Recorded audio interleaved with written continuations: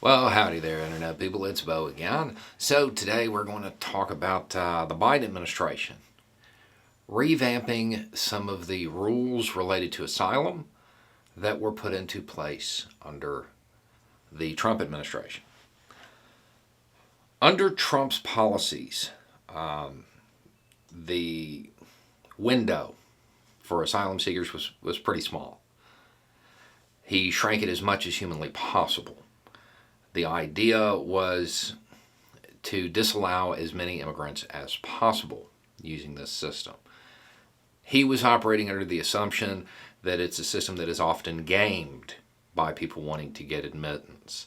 That's not true. Generally speaking, if you want to come here and live in the shadows, you don't actually go and intentionally have contact with law enforcement, which the asylum system requires.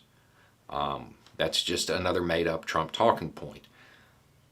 Some of the things that he did was that he removed the ability to flee from domestic violence. He also removed the ability to flee based on the actions of non-state actors. The Biden administration has changed that, is in the process of changing that. The announcement's been made. Trump used very broad language to limit who could apply. That's being altered, as it should be. Our asylum system is designed to take those who are in danger. That's its purpose. When you are talking about Central America in particular, fleeing domestic violence, that should pretty much always be a legitimate reason for asylum, because in a lot of countries there aren't good safeguards for victims. There aren't good safeguards in this country, but they're better. And distance, in many cases, can save lives. When you are talking about Central America, non-state actors are often more prevalent than the government.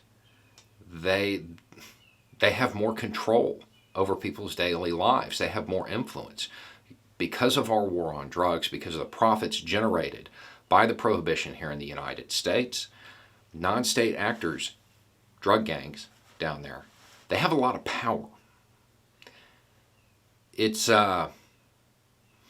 is likely that there are many people who have to flee, not the government, but the gangs, the non-state actors. This will also apply to other non-state actors all over the world, but this is really going to matter when it comes to Central America. And given the fact that the United States had a pretty big part in making sure that those gangs got a foothold in creating the situation that allowed them to gain the power that they have and to maintain the influence that they have through the initial setup of a lot of the gangs and through our continued war on drugs, filling their pockets, creating that motive, it only seems fitting and it only seems right that we would take asylum seekers who are fleeing their actions. Anyway, it's just a thought. Y'all have a good day.